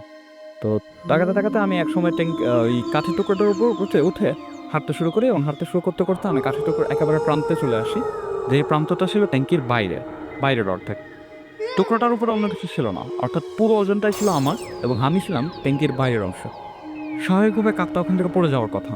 ওকে। বাট আমার কাছে মনে হলো আমি ব্যাপারটা যখন নোটিস করলাম যে আমি এক্ষুনি পড়ে যাব, তখনই মনে হলো যে একটা নীল রঙের আলো কোথা থেকে ঝলকানি দিল এবং তারপর আমি দেখলাম যে আমি ট্যাঙ্কির নিচে। আমি পুরোপুরি কাঠি টুকটাকটা হয়েছে। কোথাও ব্যথা পেয়েছিলেন? না, আমি কোথাও ব্যথা পাইনি। জাস্ট নেমে চলে আসছে মুহূর্তের মধ্যে হয়েছে। এই মুহূর্তের মধ্যে আমি জাস্ট দেখি যে আমি নিচে। আগে ওখানে ছিলাম, আমি নিচে। ওকে। বাট সেদিন তো আপনার বাঁচার কোনো কারণ ছিল না। একেবারেই কোনো কারণ ছিল না, বাদ দিয়ে বেঁচে গেছেন। আচ্ছা, রাফিজ আমাদের এসএমএস করে বলেছেন যে আপনাদের সাথে আমার কোনো শত্রুতা আছে যে আমার এসএমএস পড়েন না। এইটা তো আমার চাইতে ভাই আপনি ভালো জানবেন। কারণ আপনার এসএমএস যেহেতু পড়িনি, সুতরাং আপনার সাথে কোনো শত্রুতা করার আমার কোনো সুযোগ নেই। এবং আপনিও নিশ্চয়ই কোনো শত্রুতা করেননি। তো এসএমএসটা যে কেন পড়া হচ্ছে একটা বিশাল মানে একটা ভেজালের ব্যাপার আসলে। ফাহিম লিখেছেন যে ভূত এফএম শুরু হওয়ার পর থেকে আমি কন্টিনিউয়াসলি প্রতি এপিসোডে এই এসএমএসটা পাঠাচ্ছি, বাট একদিনও পড়া হয়নি। আর কি পড়া হবে না? আপনার এসএমএসটি পাঠ করা হলো। আপনি অনুগ্রহ করে পরবর্তী এসএমএস পাঠান। আমার মনে হয় আপনি খুশি হতেন। ব্লারি ডেভিল আমাদের এসএমএস করেছেন এবং তিনি বলেন তার নেইবারের বাসায় অনেক রাতে ফার্নিচার সরানোর সাউন্ড পাওয়া যায়। এটা আমারও হয় ইনফ্যাক্ট। আমি ঠিক জানি না মানে আপনারা যদি কখনো এরকম বাসায় হয়, আমি যে জিজ্ঞেস করার কথাটা আমি যতবারই ভেবেছি যে আচ্ছা আমি জিজ্ঞেস করব বা ইন্টারকমে ফোন দিয়ে জিজ্ঞেস করি, "কি ভাই এত রাত্রে সরাচ্ছেন কেন জিনিসপত্র?" বাট আমি কখনো এটা না মানে হয়তো ভুলে গেছি বা হয়তো তখন গুরুত্ব দিয়েছিলাম, পরবর্তী ব্যাপারটা তো অতটা বেশি গুরুত্ব পাইনি। বাট আ এই জিনিসটা আমিও পাই এবং আমি যাদেরকে বলেছি তারা বলেছেন যে অনেকেই এই একই যে ব্যাপারের সাথে পরিচিত এবং অনেকেই এরকম কানে সাউন্ড আসে যে হ্যাঁ, মনে হয় টেবিল বা চেয়ার সরাচ্ছে এবং খুব বিকট আওয়াজ মানে রাতের বেলায় আওয়াজটা খুব জঘন্য হয়ে যায়। আমি একটা ফ্রেন্ডের কাছে শুনেছিলাম একটা ঘটনা, এটা তার বাসার ঘটনা যে সে আ প্রতিদিন প্রতিদিনই মানে সে মানে এরকম হচ্ছিল যে বাসায় ফিরতো, তো তার বাসায় ফিরতে বেসিক্যালি একটু রাত হয়ে যেত ১১টা-১২টার দিকে এবং যখনই সে বাসায় আসতো, বাসায় আসার সঙ্গে, সঙ্গে তার দেখা যেত যে তার সিঁড়িতে তার যে অ্যাপার্টমেন্ট, সেই অ্যাপার্টমেন্টের সামনে যে লাইটটা, সেই লাইটটা সে যেহেতু সকালবেলায় বেরিয়ে যেত এবং রাতের বেলায় ফিরতো, কখনো লাইটটা জ্বালানোর সুযোগ ছিল না বা লাইটটা কেউ যে জ্বালিয়ে দেবে, এরকম ব্যাপারটা ঘটতো না বা খুব কমই ঘটতো। তো সে প্রতিদিনই সে যেয়ে লাইটটা জ্বালাতো এবং প্রতিদিনই সে একটা জিনিস দেখতো।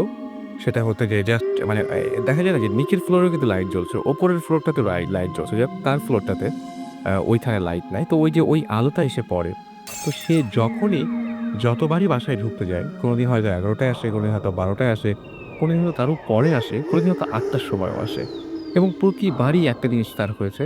সেটা হচ্ছে যে একজন বোরখা পরা মহিলা। জাস্ট বোরখা পরা একজন মহিলা এবং সে বিকট মানে ভয়াবহ রকমের দেখতে। ভয়াবহ রকমের এবং মহিলা বেশ মানে মোটামুটি ভালোই বয়স রয়েছে এবং মহিলার গায়ের রং ঠিক এরকম উজ্জ্বল না। বেশ চাপা রঙের সে এবং সে জাস্ট মানে দেখে মনে হয় যে অনেক পরিশ্রমী এরকম ধরনের একটা চেহারা। সেই মহিলা প্রতিদিনই তার দরজার সামনে থেকে জাস্ট সিঁড়ি দিয়ে নেমে চলে যায়। একদম প্রতিটা দিন দেখা যায় যে তার দরজার সামনে দিয়ে সিঁড়ি দিয়ে মানে ঠিক প্রতিদিন তাদের দেখা হয় তার অ্যাপার্টমেন্টের সামনে এবং সে মানে এই গত ২ দিন আগেও সে জানতো না আসলে যে এই মহিলা কে? তার যখন মানে প্রতিদিনই যখন দেখা হচ্ছিল তখন তার সন্দেহ বাড়তে থাকে যে এই মহিলা কে বা ইনি কি আসলে আমাদের কোনো অ্যাপার্টমেন্টে বা কোনো ফ্ল্যাটে থাকেন? বা আমাদের পরিচিত কেউ কাছে আশেপাশে কোথাও থাকেন নাকি একেবারেই মানে অন্য কিছু? এটা জেনেই সে মহিলাকে দেখার সঙ্গে, সঙ্গে সে ইন্টারকমটা নেয় এবং ইন্টারকমটা নিয়ে বলে যে আচ্ছা কোনো মহিলা এরকম কোনো মহিলাকে ঢুকেছে? দারোয়ানকে জিজ্ঞেস করে। বাসায় যে সিকিউরিটি গার্ড সে বলে যে না এরকম কেউ ঢোকেনি এবং প্রায় অনেকক্ষণ পরে মানে জাস্ট মানে তখন একবার বলেছিল যে দেখেন কেউ নামে কি? অনেকক্ষণ পরে ফোন করে আবারও জানতে চায়, "কেউ কি বেরিয়েছে বাসা থেকে?" দারোয়ান তখনও বলল, "না, এইরকম কোনো মানুষ এই বাসায় থাকে না এবং এরকম কোনো মানুষ এই বাসায় ঢোকেনি আর বেরিয়েও যায়নি।" তো বুঝতেই পারছেন যে ঘটনাগুলো একটু উদ্ভট টাইপেরই হয়। যাই হোক, আমাদের সঙ্গে আরো একজন গেস্ট রয়েছেন। তার সঙ্গে আমরা একটু পরিচিত হব এবং সেই তিনিও আসলে আমাদেরকে একটা খুব ভয়ংকর ঘটনা শোনাবেন। যে ঘটনাগুলো আমরা সাধারণত শুনি যে এলাকার অনেকের মুখেই শুনি। ঘটনার সত্য মিথ্যা জানি না কিন্তু আমরা শুনি এবং আমরা বেশ ভয়ও পাই। এরকম একটা ঘটনাই আমরা শুনবো তার কাছে। আপনার নামটা একটু প্লিজ সবার আগে বলে ফেলবেন। তার আগে জানিয়ে দিই যারা এসএমএস করতে চান তারা লিখবেন মোবাইলের মেসেজ অপশনে গিয়ে SHOUT শাউট স্পেস আপনার নাম স্পেস আপনার মেসেজ পাঠিয়ে দিবেন 9840 নাম্বারে। যারা এসএমএস এর বদলে ইমেইল করতে চান, ইমেইলে কিন্তু আপনারা ঘটনা পাঠাতে পারেন, বড় ঘটনা। যে ঘটনাগুলো আমরা পড়ে শোনাবো বা আপনি স্টুডিওতে এসে আমাদের সাথে শেয়ার করবেন। তো ইমেল করার অ্যাড্রেসটি হচ্ছে ভূত FM BHTTFM ভূত FM @radiofurti.fm। আচ্ছা, এবার চলে যাই আপনার কাছে। কি ঘটনা? আপনার তার আগে নাম পরিচয় সব জানি। আমি মোহাম্মদ আফতারুল আলম তেজগাঁও থেকে। আমি এবছর এসএসসি পরীক্ষা দিয়েছি। ওকে, ভয় পাচ্ছেন? হুম। সামান্য।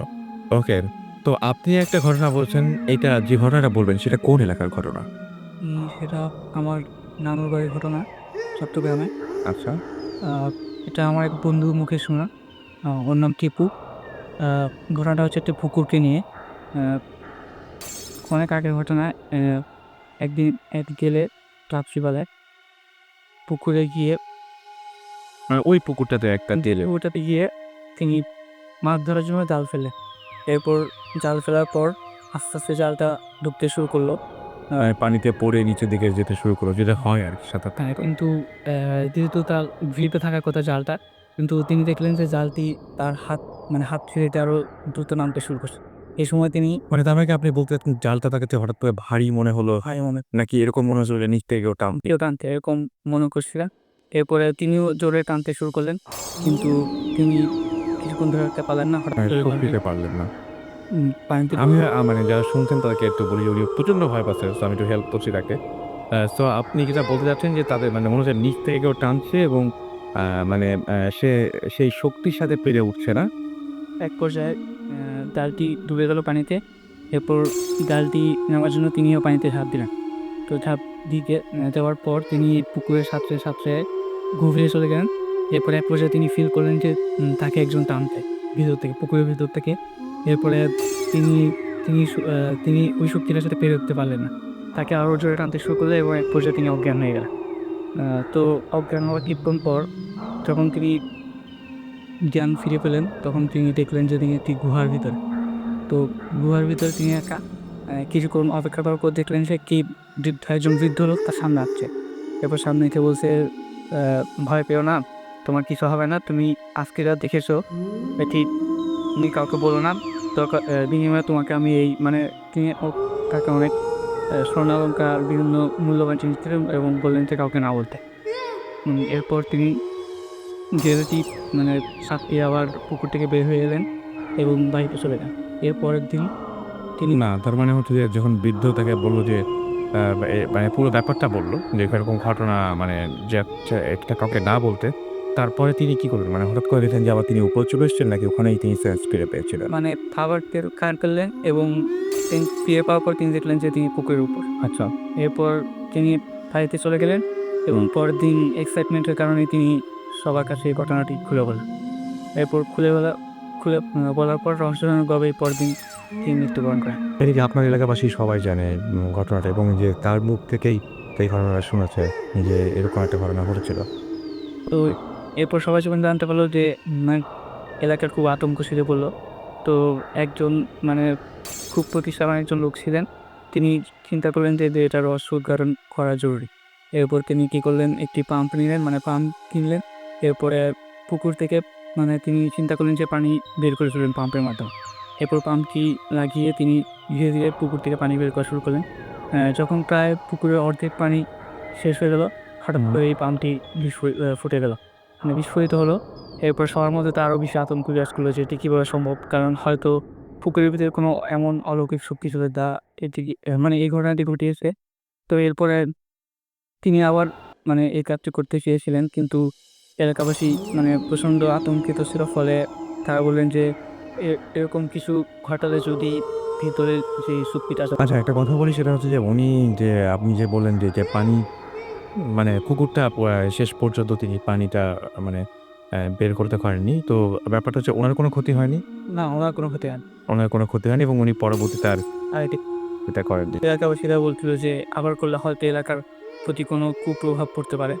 কিন্তু আপনি যে বলছেন যে ১ম যে লোকটির কথা বললেন, যে লোকটির সাথে যে লোকটি পুকুরের নিচে গিয়েছিল এবং একটা বৃদ্ধর সাথে দেখা হয়েছিল, সেই বৃদ্ধ কাছ থেকে কি তিনি আসলেই সত্যি কিছু পেয়েছিলেন? সেরকম কোনো কিছু তিনি যেগুলো নিয়ে আসছেন পুকুরের নিচ থেকে, সেগুলো কি গ্রামবাসীকে দেখেছেন? না, শুধু রাত্রে সবাইকে দেখায় নাই, কারণ হয়তো অনেকেই নিয়ে নেওয়ার চেষ্টা করবে। যেহেতু বাসায় গিয়ে খালি হয়তো আত্মীয়দেরকে দেখিয়েছেন, এছাড়া কাউকে দেখেন না। পরবর্তীতে হয়তো তারা মানে তারা সপরিবারে ওই গ্রাম ছেড়ে চলে যায়, কারণ তাকে প্রায় প্রতিহত। ওকে, থ্যাংক ইউ। আচ্ছা, আমাদের সাথে আবারও আমি প্রথম যিনি আমাদের সাথে ঘটনাগুলো শেয়ার করছিলেন তার কাছে ফিরে আসবো। আপনার নামটা আরেকবার বলবেন, যিনি আপনাদেরকে সিলেটের ঘটনা শোনাচ্ছিলেন। আমি মাহবুব। সিলেটে আসলে চাকরি করে যে কত কষ্টের টি গার্ডেনে আমরা যারা চাকরি করেছি আসলে এই ভৌতিক জিনিসটা দেখে আমাদেরকে এক পর্যায়ে আমি কাঁদতে কাঁদতে সিলেট থেকে চলে আসি। ওকে। একদিন রাতের ঘটনা বলি। হুম। আমি রাত্র প্রায় 2টা পর্যন্ত আমাদের ছিল। পরের দিন আমাদের বাইরে একটা চালান যাবে। তো রাত্র 2টা পর্যন্ত আমি ফ্যাক্টরিতে ছিলাম। তো আমি ডিউটি শেষ করে ফ্যাক্টরি থেকে হাঁটতে হাঁটতে আসতেছি। হুম। তো এক পথের মধ্যে আমার ফ্যাক্টরি থেকে আমার বাসার দূরত্ব প্রায় ছিল 2 মাইলের মতো। আচ্ছা। আমি হুন্ডাও নিইনি। আর আমাদের ম্যানেজার যে নিয়ম ছিল যে হেঁটে আসতে হইতো।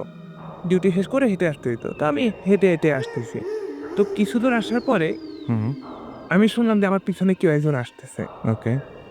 আমি চিন্তা করলাম যে কোনো চৌকিদার মনে হয় আসতেছে ফ্যাক্টরি থেকে আমারে হেল্প করার জন্য।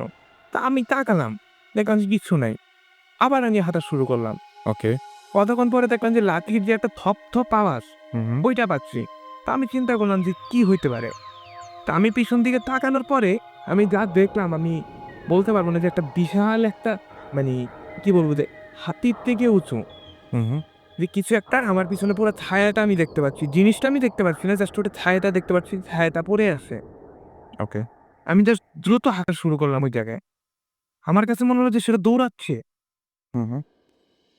আমি আর কিছু বলতে পারিনি এরপরে দিন ভোরবেলা আমার খোঁজ পড়ে সবাই যে ম্যানেজার আসে নাই কেন? খোঁজ পড়ে আমাকে নাকি পাওয়া গেছে অনেক দূরে একটা ইয়ের পাশে, নালার পাশে, ওকে। এবং আমার হাতে নাকি পুরাটা ছিঁড়া ছিল হুম। এবং আমার বুকে একটা দাগ আছে এখনো। ওই দাগটা এখন আমি ফিল করি যে একটা কাটা দাগ। আমার ফ্রেন্ড সার্কেলে সবাইকে আমি ঘটনাটা বলছি যে কাটা দাগটা ওই ইয়ের পর থেকে আমার বুকে এখনই সেই কাটা দাগটা আছে। ওকে। তো এরকম মানে ঘটনা অহরহই আমি শুনেছি যে আ এরকম চা বাগানে ঘটে এবং চা বাগানে অনেক ভয়ঙ্কর, ভয়ঙ্কর এক্সপেরিয়েন্স এর সম্মুখীন হয়। তো এমনিতে আপনি কোনোদিন জিজ্ঞেস করেননি নিজের আগ্রহ থেকে যারা ওখানে পাহারায় থাকেন, তারা কিছু দেখেছে কিনা কখনো? আমি ওই ছোটবেলা থেকে এগুলা মানে বিশ্বাস করতাম না। আমার কাছে মনে হতো যে যাহ ভূত কি? ভূত বলে কিচ্ছু নাই। তো যখন আমি চিন্তা করলাম যে সত্যিকারের কিছু একটা আছে, আমার পাশে কেউ একজন থাকে, এগুলা যখন টি গার্ডেনে যাওয়ার পরে দেখলাম আমার কাছে মনে হচ্ছিল যে আমার এগুলা মিথ্যা।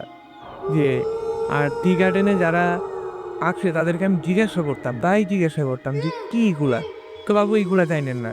এবং আমি যতটুকু শুনেছি এগুলো নিয়ে যারা টি গার্ডেনে যান তারা কিন্তু প্রচণ্ডভাবে ক্রেজি হন এবং ওই জায়গায় কেউ থাকতে পারেন না। হয় মারা যান নয় ফিরে চলে আসেন। ও এরকম অবস্থা? এরকম তার ভিতরে একটা ফিলিং হয়ে যায় হুম। যে আমি এখানে থাকতে পারবো না। আমারও তাই হয়েছে। আমি কিন্তু মানে চিন্তা করতাম যে কেন হচ্ছে? আচ্ছা। ওকে। তারপরে আরো একটা ঘটনা হচ্ছে যে একদিন রাত্রেবেলা প্রায় 3:30টার দিকে আমাকে ফ্যাক্টরি থেকে কল করে আমি আমার বাংলো থেকে বেরোয় ফ্যাক্টরির দিকে দৌড়ে যাচ্ছি। দৌড়ে যেতে হুম। আমি সামনে দেখলাম যে কেউ বলল দাঁড়া। আচ্ছা। আমি কোনো মানুষ দেখলাম না। কিন্তু আপনি শব্দটা আমি শুনলাম যে দাঁড়ান। তা আমি চিন্তা করলাম যে আমার ইচ্ছে দাঁড়াইতে বলবে। বলে, কে? আমি জোরে চিৎকার করলাম, কে? হুম। বলছে তোরা দাঁড়াইতে বলছি তুই দাঁড়া। আচ্ছা। তা আমি চুপচাপ দাঁড়ায় রইলাম। তখন আমার কাছে মনে হলো আমার সামনে কেউ একজন দাঁড়ানো। আমি কিন্তু কিচ্ছু দেখতে পাচ্ছি না। হুম। সামনে পুরা গুড়গুড়া অন্ধকার। ওকে। পুরা সেদিন মনে হয় অমাবস্যা ছিল। হুম। আমি শুনলাম যে দাঁড়া। আমি বললাম জি আমি দাঁড়াইছি, আপনি বলেন। আমি just বললাম যে আপনি বলেন। কই তুই আমার ফ্যাক্টরি যাবি না। হুম। আমি শুধু ফ্যাক্টরিতে একটা ঘটনা ঘটছে, কয় যেই ঘটনাই ঘটছে তুই যাবি না। আমি গেলে তোর বিপদ হবে। তুই ব্যথা পাবি।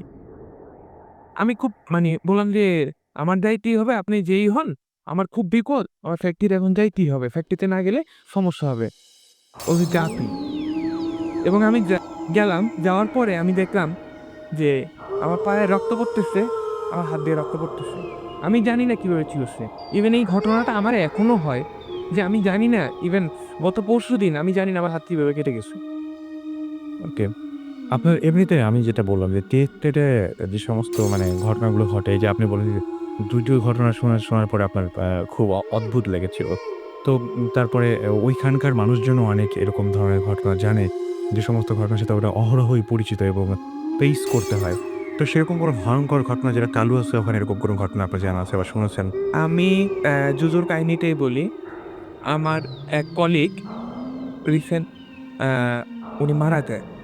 তো উনার কাছ থেকে আমি শুনি উনি অ্যা টি গার্ডেনে নিয়ম হচ্ছে যে একজন অ্যাসিস্ট্যান্ট ম্যানেজার এটলিস্ট ৫ বছর পরে হলে বিয়ে করতে পারে কিংবা ওয়াইফ নিতে পারে। ওকে। তো উনি ১ম দিকে বিয়ে করতে গোপন রাখছে। তো কাউকে বলেনি। তো একদিন ভাবিকে নিল। সবাইকে সারপ্রাইজ দিয়ে ভাবিকে নিল। তো ভাবি আবার ব্লাক ম্যাজিক প্র্যাকটিস করত। হুম, হুম। আমাদের সবাই গিয়ে বলত যে, "তোমার ভাবি এই জানে, তোমার ভাবি এই জানে।" তো ভাবিরে একদিন বললাম যে, "ভাবি, আপনি তো জানেন, ইয়ে করেন।" তো ভাবি এমনি বলল যে, "ভাই আজকে না আমি ইয়ে করব।" তো ভাবি পরের দিন ভাবি আমারে বলল যে, "ভাই, আপনিও তো কিছু একটু জানেন। আমার রাত্রে একটা ঘটনা ঘটছে। আমি যখন আপনাদের বললাম যে এই ঘটনা বলবো, একটা ঘটনা ঘটছে। কি? এরকম আমি দেখলাম যে আমার সামনে একটা লোমশ একটা মানুষ দাঁড়ানো।" হুম। বলল যে, "ভাবি লোমশ কি? কিরকম দেখতে?" বলল যে, "অনেকটা গেরিলার মতো দেখতে।" আচ্ছা। বলছি, "ভাবি আপনি স্পষ্ট দেখছেন?" বলছে, "হ্যাঁ ভাই, আমি দেখছি।" আমি জিজ্ঞাসা করলাম যে, "ভাই আপনার কি করছে আপনাকে?" বলছে, "ভাই কিচ্ছু করে নাই। আমি চোখটা খুলে দেখলাম আমার বিছানার পাশে দাঁড়ানো।" আচ্ছা। ওকে, আমরা একটা ঘটনায় যাই এবং এই ঘটনাটা খুব অদ্ভুত ব্যাপার। সেই ঘটনাটা হচ্ছে যে লিখেছেন যে আমি এখন অস্ট্রেলিয়া থাকি, অস্ট্রেলিয়া মেলবোর্নে, এবং সেখান থেকেই তিনি আমাদেরকে এই ঘটনাটি শেয়ার করেছেন এবং তিনি বলেছেন যে তিনি এখনো পড়াশোনা করছেন। এখানে আসার পর থেকে ভূত এফএম খুব মিস করি। তার মানে রিসেন্টলি তিনি গিয়েছেন এবং তিনি বলছেন যে আমার খুব যাওয়ার ইচ্ছা ছিল, বাট আমি টাইম মিলাতে পারিনি। মানে লাইভ আমার সাথে শেয়ার করতে চেয়েছিলেন কয়েকটা ঘটনা। এই ঘটনাটা আমার এক সরি, আমার এক দাদুর, তার কাছেই শোনা। হোপফুলি আপনাদের ভালো লাগবে এবং আমি ঘটনাটা আ আ তার মুখে শুনি ২০০৪ এ। হুম? আচ্ছা, এবং তিনি যেটা বলছেন যে তার কাছ থেকে শুনে আমি ডায়েরিতে যা নোট করেছিলাম ঠিক তার ভাষ্য, এবং তিনি যেটা বলতে চাচ্ছেন সেটা হচ্ছে এরকম যে আমি আচ্ছা, ১৯৫৮ সাল এই সময়ের ঘটনা, এবং তিনি বলছেন যে আমার বয়স ১৮ র মতো। মানে এটা এটা উনি বলছেন না, যার ঘটনা তিনি বলছেন। আমি ছোটবেলা থেকেই খুব ফুর্তিবাজ মানুষ ছিলাম। তোমরা টিনেজাররা এখন যেমন করো, আমি সেই সময় তেমনই ছিলাম। বাড়ির ছোট ছেলে হওয়ায় কোনোদিন কেউ কিছু বাধা দিত না, এবং গান বাজনা আর যাত্রায় যাওয়া এটা তার হচ্ছে একটা নেশা ছিল। একদিন শীতকালে খবর পেলাম যে দেওয়ানগঞ্জে যাত্রা দল আসছে। শুনে আমি তো খুশি। তখনই গ্রামে গঞ্জে ঘোড়ার গাড়ি আর ঘোড়ার প্রচলন আছে। আমাদের বাড়িতে ৩ টা ঘোড়া ছিল। আমার ঘোড়ার নাম ছিল মানিক। আমি মানিককে নিয়ে সকাল, সকাল ছুটি দেওয়ানগঞ্জের পথে। পৌঁছাতে প্রায় বিকাল হয়ে যায়। যাত্রা শুরু হয়। যাত্রা শেষ হয় অনেক রাতে। আমি মানিককে দড়ি খুলে ওকে নিয়ে আবার বাকশীগঞ্জের পথে রওনা হই। এখন যে জায়গায় পলাকান্দি ব্রিজ, ওই জায়গায় তখন এবং ওই জায়গায় তখন পুরাই খালি। বিরান এলাকা আর বিশাল বড় নদী। কিন্তু ওটা ওটা ছাড়া আর কোনো শর্টকাট নাই। আমি নদীর পাড়ে এসে দেখি একটা নৌকা আছে তখনও। নৌকায় ঘোড়া নিয়ে উঠি। আমি ছাড়া নৌকায় আরেকজন আছে। শুধু সে সে আ আ শুধু আচ্ছা, আরেকজন আছে শুধু, আর আসে মাঝি। আচ্ছা, মাঝি আর ওই লোকটা ঘোড়া দেখেই বোঝে যে আমি কোনো বড় ফ্যামিলির ছেলে হব। তাই বলে, "ভাইজান কই যাবেন?" আমি সব খুলে বলি। এটা শুনে তারা বলে, "এত রাতে ওই রাস্তায় যেয়েন না, বিপদ হবে।" আমি বলি, "কোনো বিপদ হবে, আচ্ছা আমি বলি, "কোনো ডাকাতের সাধ্য নাই আমার নাম শোনার পর আমাকে ঠেকায়।" আ তখন ওরা বলে, "ভাই ডাকাত তো মানুষ। আমরা যে বিপদের কথা বলছি ওটা ঠিক মানুষ না।" শুনে আমি হাসি। বলি, "ভূত-প্রেত আমি বিশ্বাস করি না।" ওরা তারপরও হাল ছাড়ে না। বলে, "ভাই আমাদের ২ জনের বাড়ি কাছে। আমাদের সাথে চলেন। রাতটা থাকবেন আর সকালে রওনা দেবেন।" কিন্তু আমি বলি, "না, আমাকে যেতে হবে।" ঘড়ি ছিল না, কিন্তু তখন আনুমানিক রাত ১টা বাজে। আমাকে তারা বলে যে, "তো ভাইজান যখন একটা কথা যাবেন যখন একটা কথা বলি, সেটা হচ্ছে শর্মারা যাওয়ার পর ডান দিকের রাস্তা দিয়ে যায়েন, বাম দিকের রাস্তাটা না। ওই জঙ্গলের মধ্যে দিয়ে যাওয়াটা উচিত হবে না। জন্তু জানোয়ার তো থাকতেই পারে। আমি বলি, আচ্ছা ঠিক আছে। কথাটা আমার মনে ধরে। আমি তাই চিন্তা করে নৌকা থেকে নেমে আবার রওনা দেই। প্রায় ১.৫ ঘন্টা পর আমি শর্মারা এসে পৌঁছাই। পুরা নিঃশব্দ একটা এলাকা। কোথাও কোনো বাড়ি, কোথাও কোনো বাটি পর্যন্ত নাই। আমার ঠিক মনে ছিল ওই মাঝির কথা, কিন্তু ঘোড়াটাকে খুব ক্লান্ত মনে হয়। বুঝতে পারছিলাম ওর পানি দরকার। আর টানা এতদূর এসে আমিও হয়রান। আমি সামনে দেখি ওই বাম দিকের রাস্তায় বেশ কিছু দূরে একটা বাড়ি দেখা যাচ্ছে। ওই বাড়ির সামনে আগুন জ্বলছে। আমি ভাবি যে রাতে আগুন তাপাচ্ছে। আমি ওই দিকে ঘোড়া ছুটাই। বাড়ির সামনে এসে দাঁড়িয়েছি। ঘোড়া আর নড়ে না। সামনেও যায় না, পেছনেও না। আমি ভাবলাম মহা মুশকিল, এখন কি করি? তখন দেখলাম এক নীল শাড়ি পরে ঘোমটা দেয়া মহিলা আঙিনাতে রান্না করছে। তার কাছে আগুনও জ্বলছে খড়কুটোয়। বেশ বড়সড় আগুন। আমি ঘোড়া থেকে নেমে তার কাছে যাই। পিছন থেকেই বলি, "থালাগো, আমাকে একটু পানি দিতে পারেন? আমার ঘোড়ার জন্য।" আমি পিছনে ফিরে দেখি মানিক রাস্তার মধ্যে আবার দাঁড়িয়ে আছে। আমি আবার ওই মহিলার দিকে তাকাই। বলি, "কি গো খালা, কিছু কর না কেন?" ওখান থেকে সে আমার দিকে ফিরে তাকায় আর আমি দেখি তার মুখের জায়গাটায় কিছু নাই। পুরা অন্ধকার। তার মানে বুঝতেই পারছেন আমি এটুকু জায়গায় একটু সমাধান করি যে উনি যখন ঘোড়া নিয়ে একটা জায়গায় আসতেন এবং দেখা বাড়িতে একটা মহিলা রান্না করছে এবং তার কাছে গিয়ে তিনি ঘোড়ার জন্য পানি চেয়েছিলেন এবং যখন মহিলার দিকে ভালোভাবে তাকালেন তখন দেখলেন যে মহিলার শাড়িটারই সবকিছুই আছে, শুধু মুখের জায়গাটা অন্ধকার, সেখানে কোনো মুখ নেই। ঘোমটার ভেতর শুধুই অন্ধকার, খালি জিহ্বা বের হয়ে আচ্ছা মানে জিহ্বাটা দেখা যাচ্ছিল এবং সেটা এবং তিনি বলছেন যে কোথায় যেন একটা চিৎকার শুনে, হয়তো নিজেরও হতে পারে। কারণ তখন দিক-বিদিক জ্ঞান হারিয়েছি। ওই সময় একটা চিৎকার শুনে এখানে তো তিনি নিজেও ভয়ে চিৎকার দিতে পারেন, সেটা তিনি সন্দেহ করেছেন। আমি দৌড়ে মানিকের কাছে আসি। এতক্ষণে বুঝি মানিক অমন করছে কেন। তখন দেখি যে ৩ জন লোক আসছে, পাঞ্জাবি পরা, দেখে মলনা গোছের মানুষ মনে হয়। ৩ জন এসে আমাকে বলে, "আরে সরকার সাহেবের ছেলে না আপনি? এখানে এত রাত্রে কি?" আমি বলি, "ভাই, এই ব্যাপার।" একজন বলে, "এই রাস্তায় আবার বাড়ি কই পাইলেন? আর রাস্তা তো পুরাই মানে এবড়ো-খেবড়ো মাটির রাস্তা। কেমনে গেলেন ওইদিকে?" আমি তাকিয়ে দেখি আসলেই তাই। রাস্তাটা চলাচলের উপযোগী নয়। কেমন জঙ্গল একটা ব্যাপার। কিন্তু আমার মনে আছে আমি ভালোই রাস্তায় দেখেছি। এরপর আমাকে তারা বলে যে সামনে আমাদের বাড়ি আছে, কিন্তু আমাদের বাড়িতে তো থাকতে পারবেন না। অনেক বড় ফ্যামিলি, আমাদের নিজেদেরই ঠিক মতন জায়গা হয় না। কিন্তু আমরা আপনাকে নিরাপদ একটা জায়গায় রাখবো। ভুলেও সেখান থেকে বের হবেন না। আমরা সব বুঝে শুনে আবার আপনাকে নিয়ে যাব। এটা বলে তারা কিছু দূর হেঁটে চলে আমাকে নিয়ে। মানিকও দেখি পুরাই শান্ত, কিছু করছে না। তখনই সামনে তার সামনে দেখতে আচ্ছা তখনই সামনে দেখি ঘাট। ঘাটের ভেতর কিছু আসলে ব্যাপারটা হচ্ছে, আমি একটু সরি বলি যে আমার এসএমএসটা মানে মেইলগুলো পড়তে সমস্যা হয় যে সাধারণত বাংলাটা ইংরেজি লেটারে লেখা হয় এবং মানে কিছু শব্দের মানে বানান বা স্পেলিং এমনভাবে লেখা হয় যে বুঝতে একটু সমস্যা হয়ে যায়। যাই হোক, আমি রিয়েলি সরি ফর দ্যাট। ঘাটের ভেতরে যাই হোক তিনি ঘাট দেখতে পান এবং ঘাটের ভেতরে কিছু গাছপালা, কিন্তু ঠিক বুঝতে পারি না। আমি ভাবছি বাগান হবে। আমাকে আর মানিককে নিয়ে ওরা ওই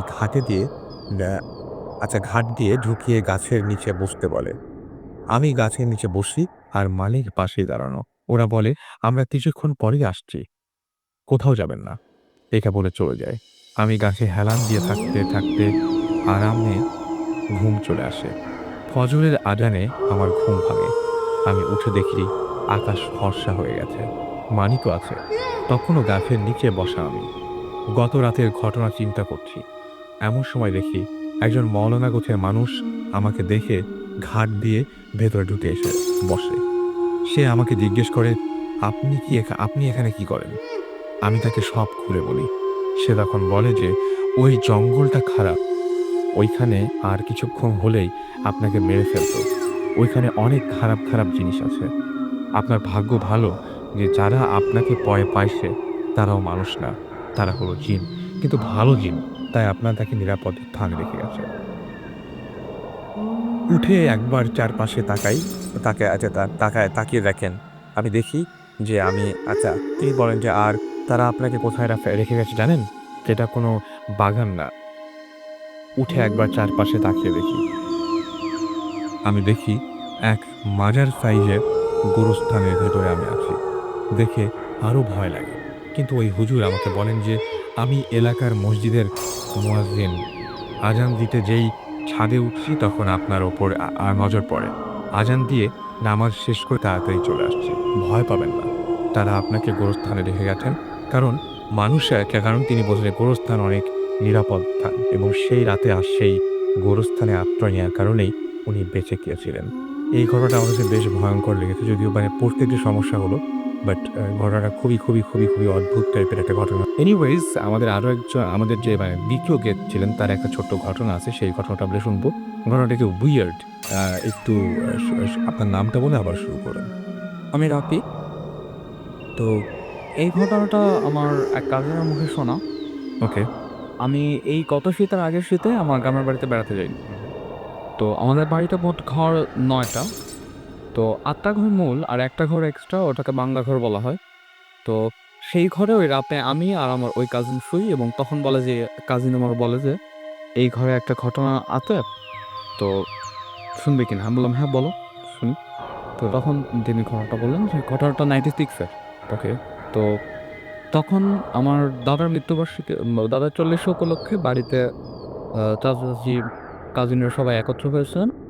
হুম। তো যে কাজিন আমাকে ঘটনাটা বলতেছিলেন তার নাম শ্যামল। আর আমার আরেক কাজিন, তার বয়স ছিল তখন ৯ কি ১০ বছর। আমার আরেকজন কাজিন ছিল, নাম নিপা। তার বয়স তখন ৫-৬ বছর হবে ঘটনার সময়। ওকে। তো ওই ৪০ উপলক্ষে বাড়িতে একত্রিত হয়ে তারা ২ জন, শ্যামল আর নিপা, একদিন খেলা করতেছে বাড়ির পাশেই। আচ্ছা। তেমন সময় আমার আরেক আত্মীয় এসে শ্যামল ভাইকে ডেকে নিয়ে যায় হুম। যে, "আয়, তোর সাথে একটু কাজ আছে।" ওকে। তো ডেকে নিয়ে যাওয়ার পরে নিপাকে ওই লাস্ট শ্যামলই তখন দেখে এবং তারপর সন্ধ্যার দিকে যখন চাচা এসে সবার কাছে একত্র হয় যখন সবাই, তখন নিপার একটা খোঁজ করে যে নিপা কই? নিপাকে এখনো দেখা যাচ্ছে না। তো সবাই দেখে যে নিপা নাই বাড়িতে। তখন টর্চ হারিকেন নিয়ে তাকে খুঁজতে বের হয় এবং বের হওয়ার পরে তারা যখন খুঁজতেছে তখন আমার দাদি একসময় বাড়ির পাশে টয়লেটটাতে যান। তো টয়লেটটা পুরোটা টিন দিয়ে ঘেরা এবং মাটি থেকে একটু উঁচু এবং নিচ দিয়ে পুকুরটা একটু চোখে পড়ে টয়লেট থেকে। তো আর পুকুরের উপরে ৪-৫টা গাছ ঝুঁকে আছে। ওকে। তো উনি হঠাৎ করে দেখতে পান আমার ওই কাজিনের ওড়নাটা একটা অংশ দেখতে পান। দেখতে পেয়ে উনি দৌড়িয়ে টয়লেট থেকে বের হচ্ছে, চিৎকার করতে থাকেন এবং পুকুরের পাড়ে যান। ওকে। ওই ওড়নাটা পুকুরের উপরের ঝুঁকে থাকা একটা গাছ থেকে ওড়নাটা ঝুলছিল এবং নিপা আপাকে পাওয়া যায় পুকুরের পাড়ে। হুম। আম ওনার অপর গলায় ৪টা আঙুলের দাগ পাওয়া যায় এবং আপা মারা যায়। তো তারপর তো বাড়িতে এমনিতেই তখন খুবই খারাপ সিচুয়েশন। তারপর ওইদিন একজন হুজুরকে ডাকা হয় যে ঘটনাটা যেহেতু প্যারানরমাল, সে কেন প্যারানরমাল মনে হচ্ছে? একজন তো ডেকে নিয়ে গিয়েছিল। সে কে? দেখে নিয়ে গিয়েছিল তো শ্যামল ভাইকে। হুম। সে আমাদের আত্মীয়ই। সে দেখে নিয়ে গিয়েছিল এবং তখন নিপা একলা হয়। হুম। তারপর তাকে আর কেউ লাস্ট দেখেনি। তারপর দেখেছে পুকুরের পাড়ে। হুম। সেটাই। আর প্যারানরমাল মনে হচ্ছে এজন্য যে আপনারা পরে শ্যামলকে জিজ্ঞেস করেছিলেন যে আসলে নিপাশের মানে আমরা জিজ্ঞেস করার পরেই এটা বের হয়েছে যে শ্যামলই লাস্ট ওকে দেখেছে। খেলতেছিল তারা ২ জন। তার বাড়ির পাশেই। আচ্ছা।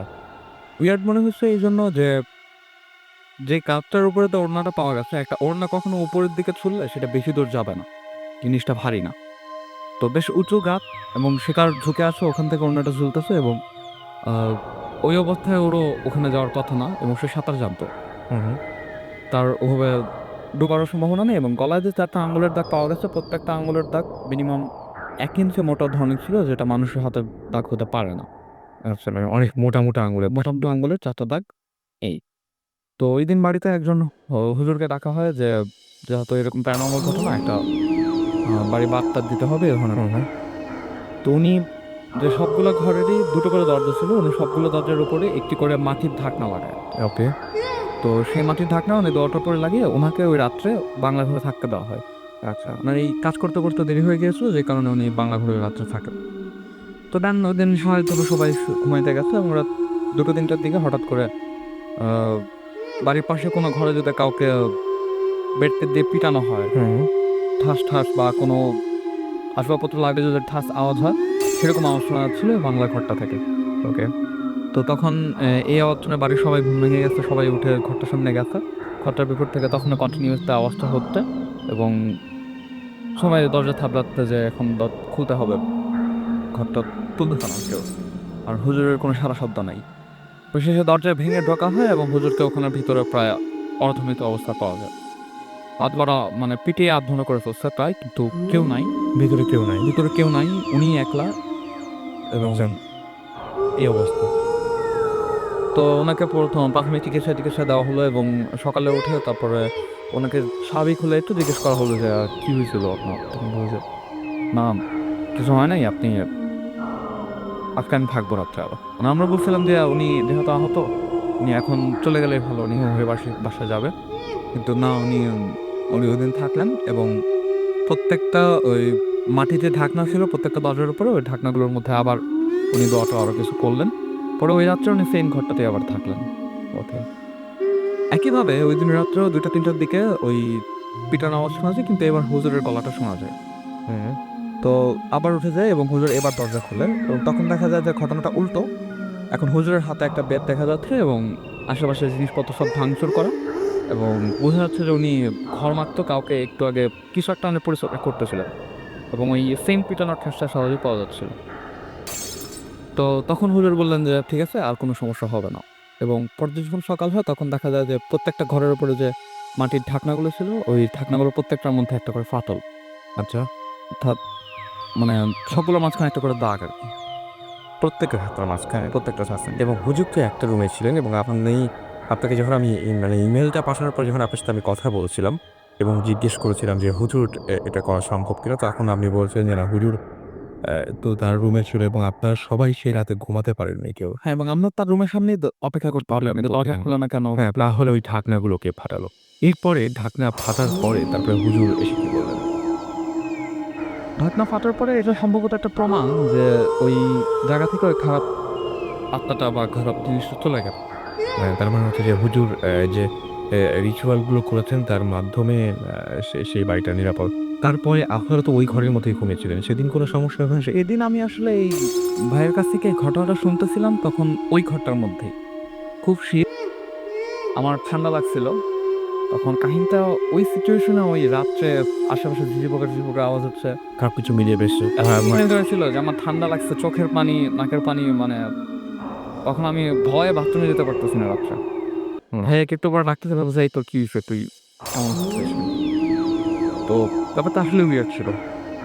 রাইট। তো আগামী সপ্তাহে আবারও কথা হবে। ভালো থাকবেন, সুস্থ থাকবেন।